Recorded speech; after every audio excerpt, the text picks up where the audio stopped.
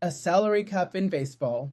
Just saying it out loud at an MLB team owners meeting or in a dugout with the players is like launching a missile at a gala dinner. And yet, the NFL has had it for 3 decades and no one has died. In fact, they're more alive than ever. Meanwhile, in the dugout of the eternal drama that is MLB, players explode, commissioners play dumb, and fans sometimes don't even understand why their teams look like minor league teams in major league jerseys. Before continuing, we invite you to subscribe to our channel, like this video, and share it with those seeking a different perspective on the world. Thank you for being part of this community that doesn't settle for the superficial, the Codigo-able community. With special thanks to the person speaking to you, journalist Abel Flores. Now let's do it. Bryce Harper, that dynamite bat and Phillies third baseman, didn't hold back. In a recent meeting, he verbally ejected Commissioner Rob Manfred from the dugout like someone throwing out the villain in a cheap movie. This was based on a story by ESPN journalist Jeff Passan. This event wasn't a show. It was a symptom. Because what Harper said without saying is this: MLB is rotten from the inside. And not because of the players. Because of the financial architecture that turns some teams into castles and others into circus tents. Since 1994, the ghost of the salary cap has haunted baseball like an ex-couple who never gets over their breakup. The only time they tried to impose it, the World Series was canceled. And since then, they opted for a simulation called the luxury tax. In other words, you can spend as much as you want, but if you go over, you pay a fine. A kind of moral fine that the Yankees, Dodgers, and Mets assume like someone paying a tip at an expensive restaurant. The NFL, on the other hand, decided to play it straight.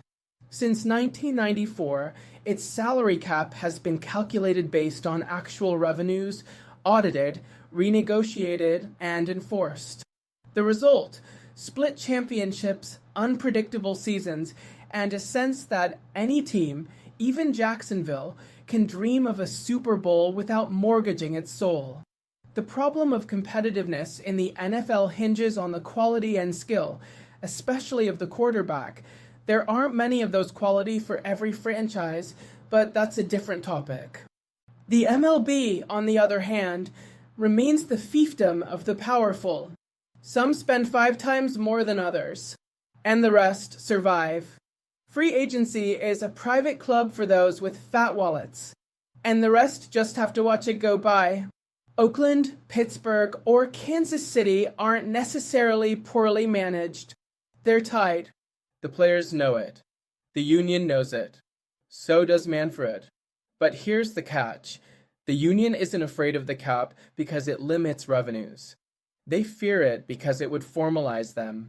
And the owners don't impose it because they don't want another labor war. Everyone protects their share of power. And meanwhile, the sport becomes increasingly unequal, more predictable, more decadent. Can you compete without spending a fortune? In the NFL, yes. In the MLB, only if you're called the Tampa Bay Rays and you perform alchemy with your roster. But even the Rays can't retain their stars. Every developed talent ends up in New York or Los Angeles. Because in the MLB, meritocracy is a pretty word that no one takes seriously. Academic studies confirm it. The NFL has less sporting inequality, a greater variety of champions, and small teams that are valued thanks to the redistributive model. The MLB, on the contrary, remains locked in a financial aristocracy where real competition is the exception, not the rule. And the most ironic thing is that while all this is happening, the MLB continues to peddle the idea that it doesn't need a cap because it believes in freedom. But that freedom, in practice, only exists for those who can afford it. And that's not freedom.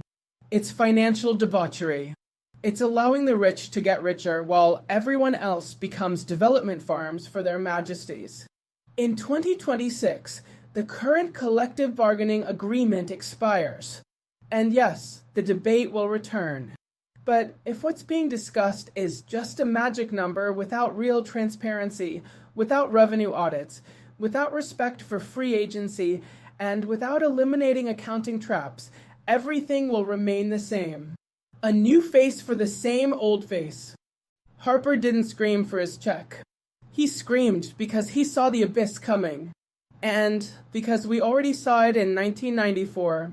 And the context tells us that the MLB model is teetering, caught between the fear of change and nostalgia for a past that no longer exists, because times change and baseball is no longer the only hegemonic sport. It now has to compete for market share with other industries, which have also been doing things better for decades. The question isn't whether there will be a salary cap. The question is whether MLB can survive without one. Because if the playing field isn't leveled, the sport becomes a caricature of itself. And when that happens, even baseball loses its magic. If you made it this far, thank you. Really. Thank you for staying, for listening, for thinking. If this content resonated with you, we invite you to subscribe to the channel, leave a like, share it, and become part of this critical community that grows every day. With gratitude, as always, Abel Flores. See you in the next video.